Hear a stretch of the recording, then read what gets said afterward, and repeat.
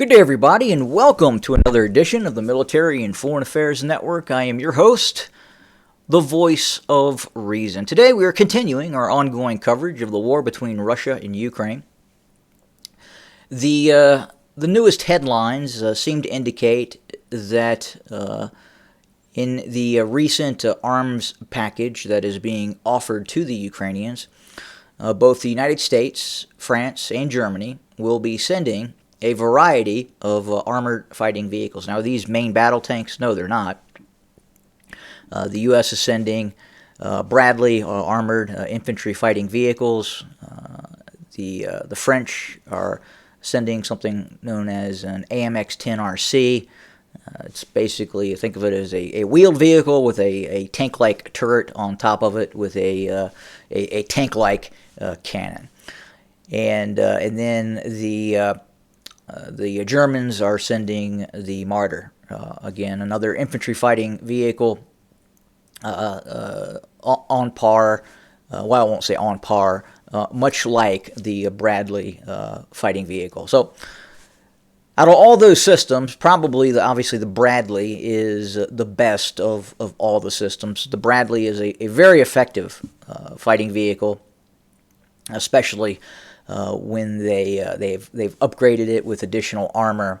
They have obviously it has the capability to use a 25 millimeter gun, autocannon, and then it also has the ability to launch TOW missiles.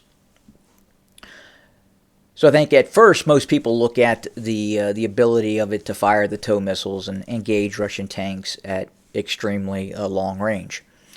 And yeah, obviously it does have that capability, and those TOWs are very, very effective instruments of war. Now, the 25 millimeter cannon that is on the Bradley is also a very effective instrument of war. I have talked about the Bradley with some compatriots of mine, and they obviously had operated the Bradley. And during the first Gulf War, they were able to engage Iraqi tanks, T-62s, in some cases T-72s, with side aspect shots using depleted uranium ammunition. And they were able to penetrate the hulls of these Iraqi main battle tanks using 25 millimeter autocannons. These were closer engagements, obviously. These weren't 1,700, 2,000 meter shots. These were closer to 500 meter shots, but nonetheless, they were able to effectively destroy Iraqi tanks. Now, in all likelihood, these 25 millimeter cannons won't be engaging Russian tanks. I mean, they could, but anything's possible in this war. But most likely we'll see the use of the TOWs at extended range against Russian vehicles. Now, is it going to change the dynamics of the war? No, it's not. It's essentially probably there's no capability right now that the Ukrainians possess that's not outside the scope of what would be offered to them in terms of the Bradley. The Bradley is the Ukrainians, in terms of what they are using right now on the battlefield.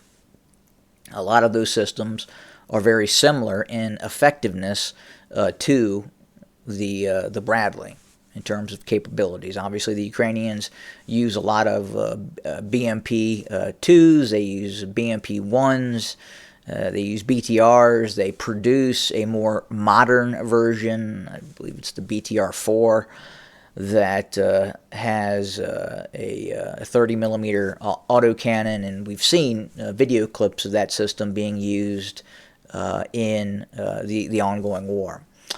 So the Bradley will have a more, in all probability, upgraded thermal sight for the gunner and the commander that can be used. That the Ukrainians on some of its equipment it does not possess. So in that regards, that will help the Ukrainians. But again, 50 Bradleys I believe it's 40 Martyrs and an unknown number of those AMX-10 RCs. Again, it's not going to change the dynamics of the conflict at all, and in all probability, some of these will be destroyed, and they will be used as a display by the Russians that they can engage and destroy Western equipment, which undoubtedly will occur. But in all probability as well, because of the ongoing fighting, the Ukrainians are probably starting to get short on armored infantry fighting vehicles. And as they look to conduct a possible offensive operation, they're going to need more of these armored fighting vehicles to be able to maneuver and retake territory if that's their intent. Now, look, this equipment is not going to probably arrive in time for any offensive operation that's going to happen within the next 30 days. I would suspect that Ukrainian personnel are currently being trained in Germany, in Poland, on a variety of armored fighting vehicles.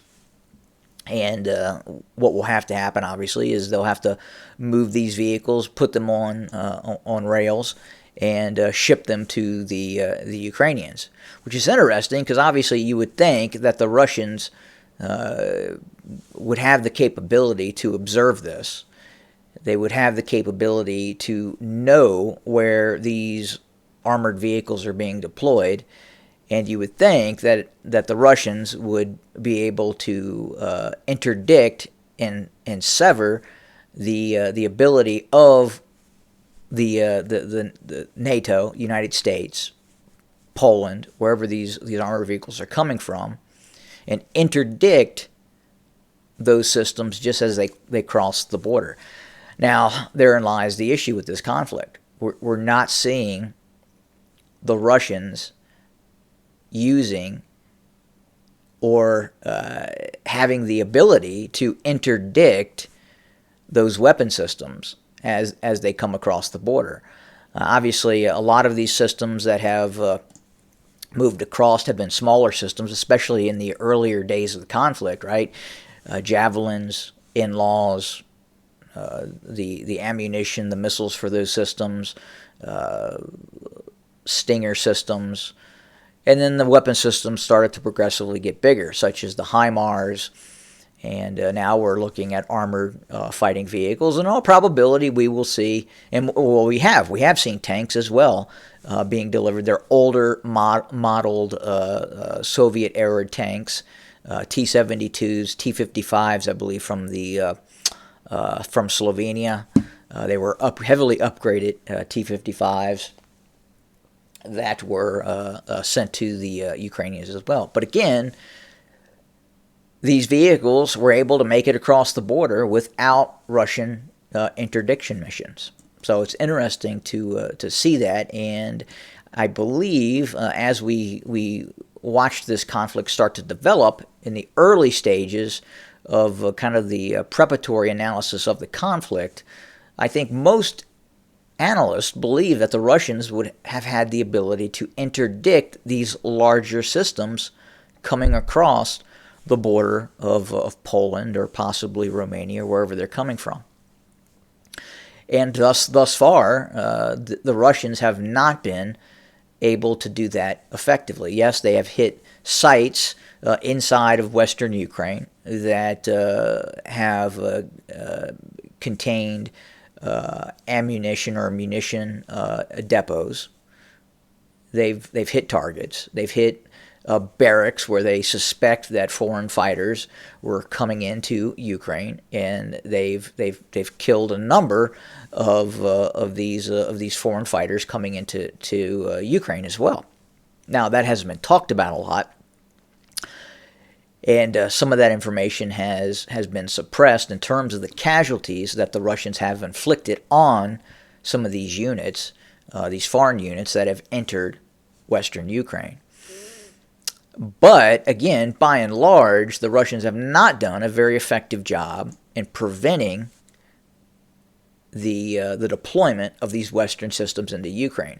And if you look at Ukraine, there's two areas where interdiction could occur. Obviously, the first area is the border crossings. And you would think that the Russians would be able to identify where where the equipment is crossing, and then hit those targets.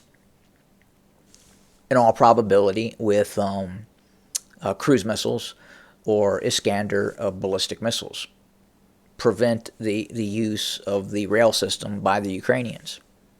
The next is the deployment of forces to eastern Ukraine across the Dnieper River. And much of this equipment, because of where most of the fighting is now occurring, and again, that's the eastern Donbass, near Kramatorsk, Slovyansk, north and south of those locales. Again, this equipment has to cross the Dnieper River. And again, another opportunity for the Russians to engage these systems. Haven't been able to effectively do that. Obviously, they deploy the systems. The Ukrainians deploy the systems near Mykolaiv on the western bank of the Dnieper River. But again, a lot of these systems do go to the eastern bank as well. But it's interesting. I don't believe people would have thought, analysts would have thought, that the Western powers and Ukraine would have been so effective in getting this equipment across the Ukrainian border and into eastern Ukraine, again, across the border, then across the Dnieper River to engage Russian forces. And in an all-out war scenario, in which we kind of are there now, I think at this point the Russians aren't really holding much back in terms of what they're targeting and why they're targeting certain targets in Ukraine. But nonetheless, the Western powers, the United States, is still delivering this equipment. So also the Kremlin has announced a 36-hour ceasefire that was categorically rejected by the Ukrainians, and fighting continues. I don't think there's much of a ceasefire. There may be some Russian units that have ceased or are attempting to reconstitute or replenish their forces. They've been fighting the better part of a year now, and probably some sort of respite would help Russian forces. In all probability, it would also help Ukrainian forces as well. But it doesn't look like a ceasefire is taking effect at this point. So again, now we've heard about the deployment of those armored fighting vehicles, the Bradleys, the AMX-10RCs, the Martyrs. Now the question is what else is being delivered to the Ukrainians? And that is what is going to be interesting, because we do know that there are items classified in nature that are being handed over to the Ukrainians, that are being used and have been used in the conflict. And in all likelihood, this new armament package to the Ukrainians would include systems we have not yet seen, or we have just seen limited deployments of those systems. And they could be Brimstone 2s. We could see, we're also seeing the U.S. Defense industry start to adapt certain weapon systems. Even cruise missiles could be eventually handed over to the Ukrainians and used by the Ukrainians to include not just cruise missiles, but JDAMs and other systems as well. But it'll be interesting to see how the Ukrainians deploy those systems. They don't have much of an air force.